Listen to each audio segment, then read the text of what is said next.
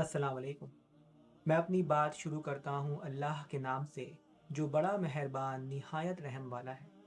पिछली वीडियो में हमने सूरह मुदस्सिर की शुरुआती आयतों के बारे में जाना था। इस वीडियो में हम लोग बची हुई आयतों के बारे में जानेंगे। हाँ हाँ, हमें चांद की कसम और रात की जब पीठ फेरने लगे और सुबह की जब रोशन हो कि वो आग एक बहुत बड़ी आफत है और बशर के लिए खौफ की वजह। जो तुम में से आगे बढ़ना चाहे या पीछे रहना चाहे, हर शख्स अपने आमाल के बदले रहम हो, मगर दाहिनी तरफ वाले नेक लोग कि वो बहिश्त के बागों में दाखिल होंगे और पूछते होंगे, यानी आग में जलने वाले गुनहगारों से, कि तुम दोजख में क्यों पड़े। वो जवाब देंगे कि हम नमाज नहीं पढ़ते थे और ना फकीरों को खाना खिलाते थे और बातिल वालों के साथ मिलकर हक से इनकार करते थे और बदले के दिन को झुठलाते थे, यहाँ तक कि हमें मौत आ गई। तो इस हाल में सिफारिश करने वालों की सिफारिश उनके हक में कुछ फायदा ना देगी।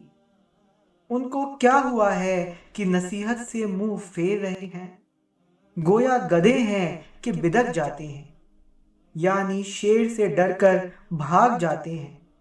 असल ये है कि उनमें से हर शख्स ये चाहता है कि उसके पास खुली हुई किताब आए। ऐसा हरगिज नहीं होगा। हकीकत ये है कि उनको आखिरत का खौफ ही नहीं। कोई शक नहीं कि ये नसीहत है, तो जो चाहे इसे याद रखे, और ये याद भी तभी रखेंगे जब खुदा चाहे। वही डरने के लायक है और बख्शिश के दिन का मालिक है। 48वीं आयत में आता है कि इस हाल में सिफारिश करने वालों की सिफारिश उनके कुछ भी काम ना आएगी। ये बहुत ही ज़रूरी आयत है। बहुत से लोग ये सोचते हैं कि वो नमाज नहीं पढ़ेंगे, ज़कात नहीं देंगे और गुनाह पे गुनाह करे जाएंगे, और वो सोचते हैं कि बुज़ुर्गों की और दूसरों की सिफारिशें उन्हें जहन्नम की आग से बचा लेंगी। अल्लाह ताला ने इस आयत में ये बात साफ कर दी है कि जो लोग गुनहगार हैं और जो लोग खुदा के बताए हुए हुक्मों पर नहीं चलते, उनके लिए किसी की सिफारिश किसी काम नहीं आने वाली। उनके लिए अल्लाह ने अजाब का वादा किया है और वो अपने वादे को पूरा करके रहेगा। 39वीं आयत से लेकर 47वीं आयत के बीच में हमने देखा कि जब जन्नत में जाने वाले लोग जहन्नम में जाने वाले लोगों से पूछेंगे कि आखिर तुम दोजख में क्यों जा रहे हो, तो दोजख में जाने वाले लोग अपने दोजख में जाने की ये वजह बताएंगे। ये वजह है, पहला, नमाज न पढ़ना। दूसरा, गरीबों को खाना ना खिलाना। इसका मतलब ये है कि बुख्ल करना और अपने माल में से गरीबों और ज़रूरतमंदों के लिए खर्च न करना। तीसरा, हक से इनकार करना। इसका मतलब ये है कि खुदा और आखिरत के दिन से इनकार करना, यानी इस बात से इनकार करना कि हमें एक दिन खुदा के सामने हाजिर होना होगा और अपने अमालों का जवाब देना होगा।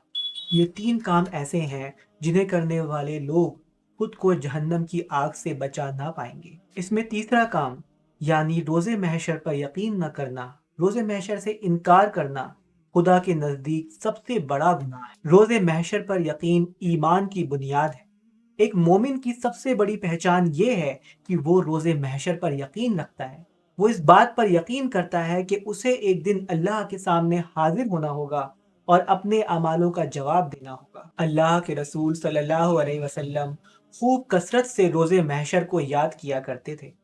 इससे पहले जितने भी पैगंबर हो गुजरे हैं, वो सब के सब बहुत ही कसरत से रोज़े महशर को याद किया करते थे। इसलिए अगर हम अल्लाह के करीब जाना चाहते हैं और खुद को जहन्नम की आग से बचाना चाहते हैं, तो सबसे पहले हमें अपने अंदर रोज़े महशर के दिन का यकीन पैदा करना, हमें उस दिन के अजाब का खौफ पैदा करना हो। इसके बाद नमाज और गरीबों और ज़रूरतमंदों की मदद करते रहनी हो। इन चीज़ों पर अमल करके हम अपने आप को जहन्नम की आग से बचा लेंगे और अपने आप को दाहिनी तरफ वाले लोग یعنی جنت میں جانے والے لوگوں میں شامل کر لیں گے۔ اب میں اپنی بات ختم کرتا ہوں اللہ رب العزت کے نام سے، جو بڑا رحیم اور آخرت کے دن کا مالک ہے۔